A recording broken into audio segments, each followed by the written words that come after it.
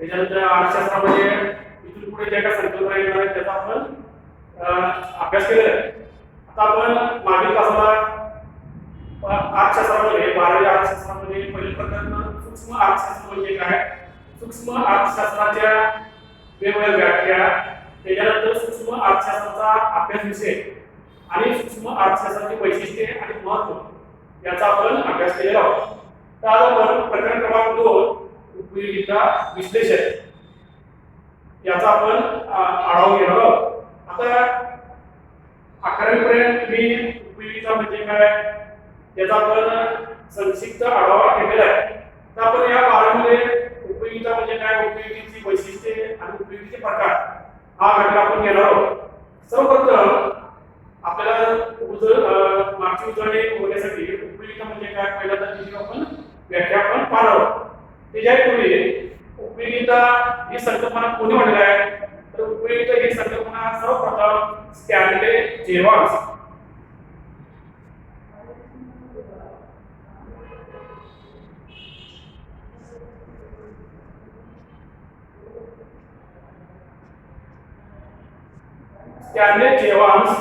या अर्थशास्त्रज्ञाने उपयोगिता ही संकल्पना मांडली आहे.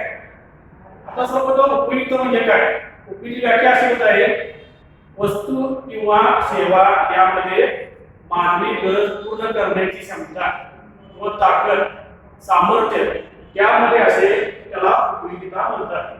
मग या उपयोगितेमध्ये कोणत्या वस्तू दिसतात, जे दृश्य स्वरूपात जे आपल्या डोळ्यात दिसतात त्या वस्तू सुद्धा येतात, जे आपल्याला दिसत नाही किंवा डोळ्याला जे दिसत नाही ते अदृश्य, म्हणजे सर्व वस्तू आणि अदृश्य सेवा या सर्वांचा समावेश उपयोगितेमध्ये केला जातो. त्यामध्ये टेबल, खुर्ची, पेन, पेन्सिल, त्याच्यानंतर वाहतुकीची साधने, ऊर्जा, दळणवळण, शिक्षण, आरोग्य या सर्वांमध्ये उपयोगिता आहे.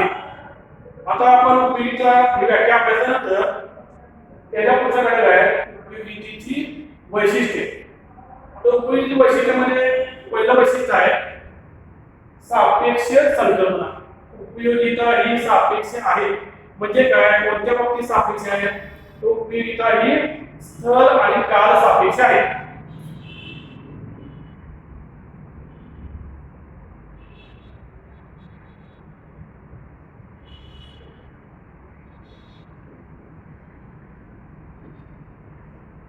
उपयोगिता ही स्थल काल सापेक्ष संकल्पना आहे. सर्वप्रथम उपयोगिता स्थल सापेक्ष संकल्पना याचा अर्थ काय, आता बऱ्याच वेळा बोर्ड पेपरला गांभीर्या विचारतात उपयोगिता ही स्थल सापेक्ष संकल्पना आहे. आता स्थल सापेक्ष म्हणजे काय, स्थळचा अर्थ ठिकाण, जागा, म्हणजे एखाद्या वस्तूची उपयोगिता ही स्थलांतर किंवा जागा बदलल्यामुळे ती उपयोगिता वाढत असेल त्याला स्थळ सापेक्ष संकल्पना म्हणायची. म्हणजे उपयोगिता ही जागेनुसार बदलते. एका ठिकाणाहून दुसऱ्या ठिकाणी एखादी वस्तू स्थलांतरित केली तर ती उपयोगिता त्यामध्ये नेहमीपेक्षा वाढते, त्याला म्हणायचं स्थळ सापेक्ष. आता उदाहरणार्थ आपल्या भागामध्ये, आता समजा कोकण भागामध्ये, कोकण परिसरामध्ये आंबे फणस किंवा मत्स्य उत्पादने मोठ्या प्रमाणात मिळतात. तिथं मुबलक प्रमाणात का मिळतात, तर तेथील हवामान, तेथील परिस्थिती त्याला अनुकूल आहे. मग त्या लोकांना त्याचं काही विशेष नाही, म्हणजे आंबे असेल, फणस असेल, वेगवेगळे मसाल्याचे पदार्थ ते जर त्या भागातून पश्चिम महाराष्ट्रामध्ये कोल्हापूर, सांगली, सातारा या भागामध्ये जर वस्तू स्थळ म्हणजे काय जागा बदलली त्या भागामध्ये जर पाठवलं, त्या वस्तूचं जर स्थलांतर केलं तर त्यामध्ये उपयोगिता त्या वस्तूमध्ये वाढते. म्हणून उपयोगिता ही स्थळ सापेक्ष असते. तिथं जर त्या वस्तूला दर तेवढा मिळत नसेल पण ते वस्तू जर दुसऱ्या ठिकाणी पाठवलं तर उपयोगिता वाढते, त्याला म्हणायचं स्थळ सापेक्ष.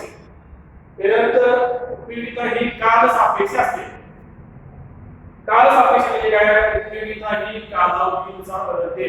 जसा काळ बदलेल तसं उपयोगितामध्ये बदल झालेला बघायला मिळतात.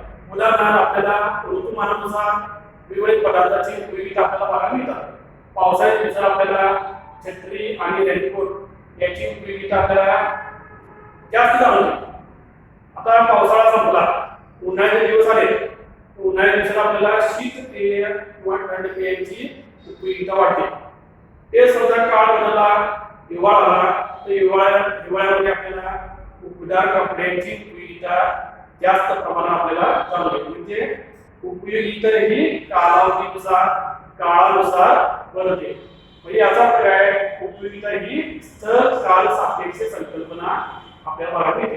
त्यानंतर दुसरं वैशिष्ट्य व्यक्ती सापेक्ष संकल्पना.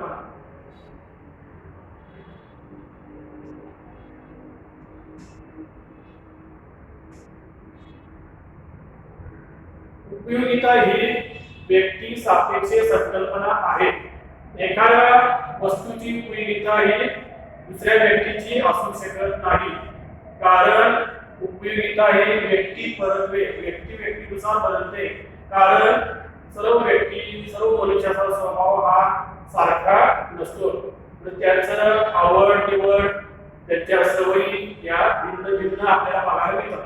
कारण उपयोगिता ही व्यक्ती सापेक्ष असते. व्यक्ती उपयोगिता बदलते. एखाद्या व्यक्तीला गायनाची आवड असेल तर दुसऱ्या व्यक्तीला चित्रकलेची आवड असते.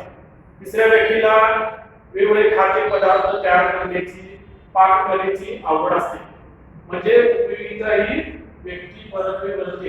एखाद्याला पर्यटनाची आवड असेल, दुसऱ्याला घरी राहून वेगवेगळ्या प्रकारचे मोबाईल वापर, व्हिडिओ तयार करणे, ते पाठवणे ही सुद्धा आवड असू शकते. म्हणजे उपयोगिता ही व्यक्तीनुसार बदलते. त्यानंतर तिसरं वैशिष्ट्य,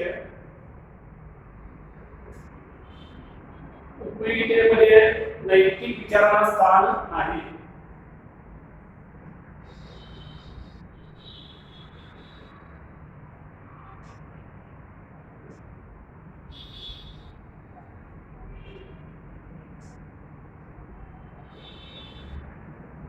उपयोगिता ही नैतिकदृष्ट्या तटस्थ असते. म्हणजे काय, उपयोगितेमध्ये चांगले वाईट, श्रेष्ठ कनिष्ठ असं भेद मानला जात नाही, तिथं फरक केला जात नाही. कारण उपयोगितेमध्ये नैतिक विचाराला जागा नाही. एखादी वस्तू चांगली की वाईट, श्रेष्ठ की कनिष्ठ असा भेद कुठल्याही वस्तूबाबत केला जात नाही.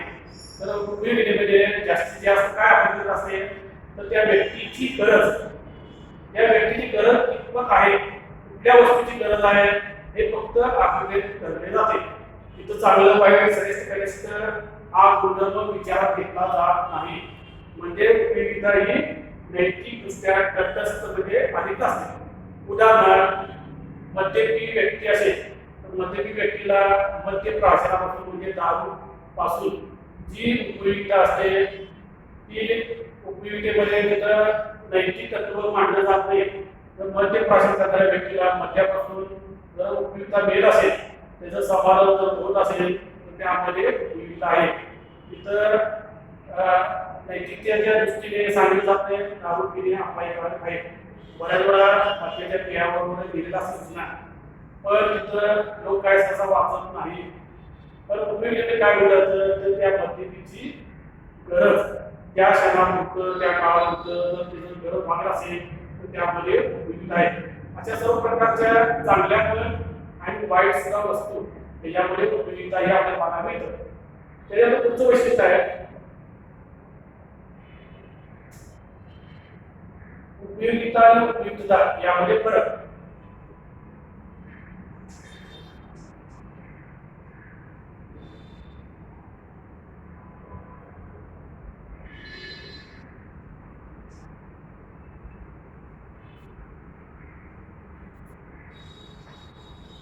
उपयोगिता आणि उपयुक्ततेमध्ये फरक आपल्याला बघायला मिळतो. उपयुक्त म्हणजे काय, वस्तू किंवा सेवा यामध्ये मानवी गरज पूर्ण करण्याची क्षमता त्यामध्ये असेल त्याला उपयुक्त म्हणतात.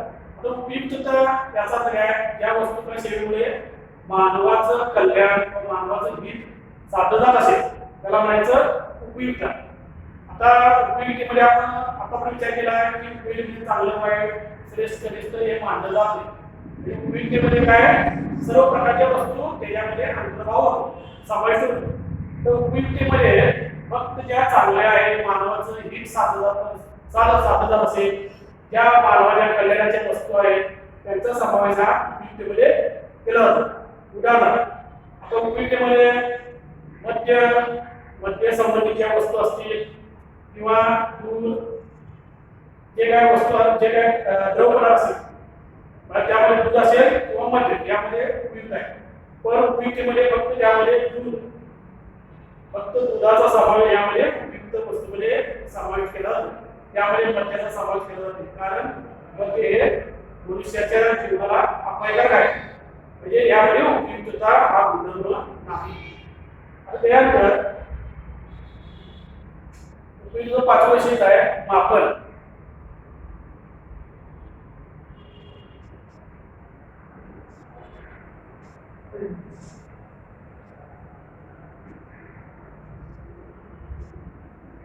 बऱ्याच अंशी आपला प्रश्न पडला असेल उपयुक्ततेचं आपण कसं करणार. एखाद्या वस्तूचा एखाद्या उपभोक्त्यानं सेवन केला, म्हणजे एखाद्या व्यक्तीनं आंबा खाल्ला तर त्याला किती उपयुक्तता मिळते हे आपण संख्येमध्ये सांगता येत नाही. पण अर्थशास्त्रामध्ये उपयुक्तता मोजता येते हे गृहीत धरलेलं आहे. एक आंबा खाल्यानंतर त्याला 10 उपयुक्तता मिळते, दुसरा खाल्यानंतर 8 उपयुक्तता मिळते, हे फक्त गृहीत धरलेलं आहे. पण वास्तवामध्ये उपयुक्ततेचे मापन हे करता येत नाही. पण त्यामध्ये त्या वस्तूची तुलना करून आपल्याला त्याचं मापन करता येईल. म्हणजे वस्तू ही चांगली आहे, वस्तू मोठी आहे, वस्तू श्रेष्ठ आहे, चांगल्या दर्जाची आहे, असं या पद्धतीने उपयुक्ततेचे हे मापन करता येते. म्हणजे तुलनात्मक दृष्ट्या उपयुक्ततेचे मापन करता येते. त्यानंतर पुढचं वैशिष्ट्य आहे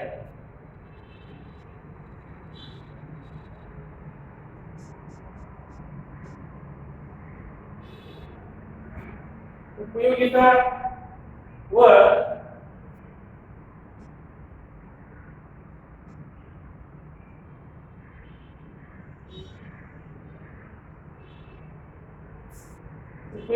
समाधान यामध्ये फरक आहे. तर उपयुक्ततेची व्याख्याप्रमाणे तुम्हाला माहितीच आहे, वस्तू किंवा सेवा यामध्ये मानवी गरज पूर्ण करण्याची क्षमता म्हणजे उपयुक्तता. आता समाधान म्हणजे काय, तर त्या वस्तू किंवा सेवा त्याला मिळाल्यानंतर जे त्याला अनुभूती मिळते, वस्तू किंवा सेवा मिळाल्यानंतर त्या व्यक्तीला अंतरंगातून आतून जे त्याला समाधान किंवा त्याला अनुभूती मिळते त्याला समाधान म्हटले आहे. आता बऱ्याच वेळा आपण सहज बोलताना आपण म्हणतो कुठेतरी आपण एका ठिकाणी हॉटेलमध्ये नाश्त्याला जाऊया किंवा जेवण करण्याला आपण जाऊया आपण म्हणतो. नुसतं म्हटलं की लोक आपलं त्याचे आपली आसपासची लोक आहेत त्या कान टवकारतात. कान टवकारणे याचा अर्थ काय उपयोगित आहे का, जेवण असेल किंवा नाश्ता असेल तर ती त्यामध्ये काय उपयुक्त आहे. पण ते कधी अनुभव घेणार आपण, प्रत्यक्ष रेस्टॉरंट मध्ये जाऊन मिसळ किंवा जेवणाचा तुम्ही आनंद घेतला, ते खाल्ल्यानंतर तुम्हाला जर सुखाची ढेकर आली तर आपल्याला समाधान मिळालं. नुसतं बघणे म्हणजे उपयुक्त आहे, प्रत्यक्ष त्याचं सेवन करणे खाणे तर त्याला म्हणायचं समाधान. म्हणजे उपयुक्तता आणि समाधान यामध्ये फरक आहे. त्याच्यानंतर पुढचं वैशिष्ट्य आहे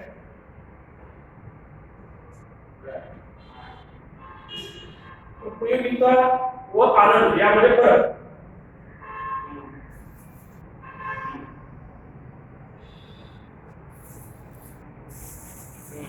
आता वस्तू किंवा सेवा यामध्ये मानवी गरज पूर्ण करण्याची क्षमता म्हणजे उपयुक्तता आणि आनंद म्हणजे काय, सर्व वस्तू माणसाला उपयुक्त आहेत. त्या चांगल्या असतील, वाईट असतील, श्रेष्ठ असतील, कनिष्ठ असतील, सर्व प्रकारच्या वस्तू या मानवाला काय देतात उपयुक्त आहे.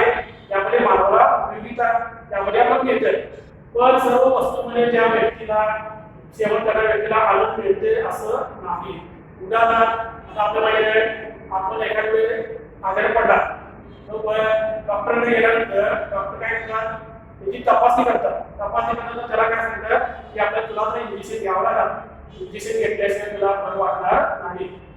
पण त्याला आता सहन करावं लागेल, इंजेक्शनची त्याला सवय नाही घाबरतो. पण आता त्याला बरं वाटत असेल तर काय करणार, तो इंजेक्शन हा घेणारच. इंजेक्शन घेतल्याशिवाय त्याला बरं वाटत नाही पण तो घेतो. पण इंजेक्शन घेतल्यावर त्या रुग्णाला काय तो सहन करतो. सहन करणे म्हणजे काय, त्याला आनंद मिळत नाही. म्हणजे वैद्यक शास्त्राला दृष्टी आहे त्याला इंजेक्शन हे घ्यावं लागणार आहे. इंजेक्शन घेतल्यामुळे त्याला पुढचं तुम्ही म्हणणार आणि इंजेक्शन जे असतं ते म्हणणार नाही का त्यापासून त्याला आनंद मिळणार नाही. म्हणजे उपयोगिता आणि आनंद यामध्ये आपल्याला फरक जाणवेल. त्याच्यानंतर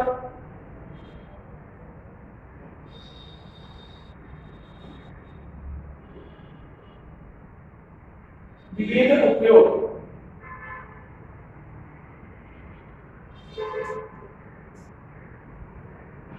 उपयोगिता संकल्पनामध्ये ज्या काय वस्तू आहेत ते वेगवेगळ्या वस्तू वेगवेगळ्या मानवासाठी वेगवेगळ्या कारणासाठी उपयोग होतो. आता उदाहरण उपयोगितेमध्ये ऊर्जा किंवा वीज. या विजेचा उपयोग काही लोक घरगुती प्रकाशासाठी त्याचा उपयोग करतील. काही व्यक्ती त्याचा घरगुती जर गिझर असेल पाणी तापवण्यासाठी तर त्याचा उपयोग करतील. काही लोक विजेचा उपयोग इस्त्रीसाठी, काही लोक शेती कामासाठी शेती पंपसेट हे सुरू करण्यासाठी विजेचा उपयोग हा करतील.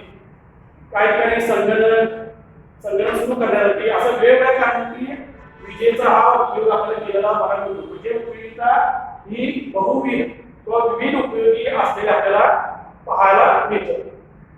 त्याच्यानंतर उपयोगिता या प्रकारे आपल्याला उपयोगीची वेगवेगळ्या आपल्याला वैशिष्ट्ये आपल्याला बघायला मिळतात.